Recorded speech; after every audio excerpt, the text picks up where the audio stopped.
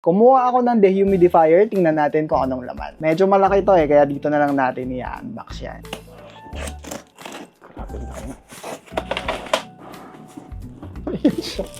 So yun lang pala yung laman niya, wala nang ibang laman yung box.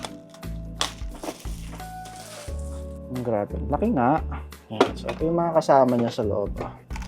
May hose, merong remote, tsaka yung instruction manual. Ayan, nandito sa taas, makikita niyo yung HEPA filter niya.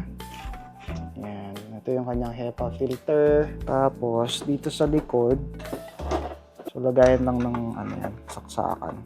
Taguan ng cable. Para saan tong hose na to? Ayan, dito sa ilalim, pwede mong ilagay yung hose dito. Para dito ka magde-drain ng tubig. Ayan. Kung ayaw mo tinatanggal tong tanke niya na yan, dito ka na magpa-drain. Pero kung hindi mo naman gagamitin yan, pwede mo na rin hindi ilagay. Nandito yung kanyang mga switch. Saksak natin. Sana hindi sumabog. So, switch muna natin siguro. Ayun. So, ito yung ambient light. Oh, okay. Stig. Iba-ibang kulay kaya yan. Yan, ito naman yung kanyang timer. Tingnan nga natin. Ayun, makikita nyo dito, diba? Pwede mag-timer. 24 siguro. Ang dami. Ayun, 24 hours yung timer niya. Ito yung high and low. Ito yung switch. So, yun lang talaga siya.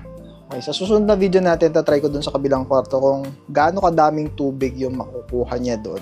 So yun, kung gusto nyo rin ito, iniwan ko na lang yung link dyan sa baba at check out yun na yan. Yun lang, thanks for watching and follow for more.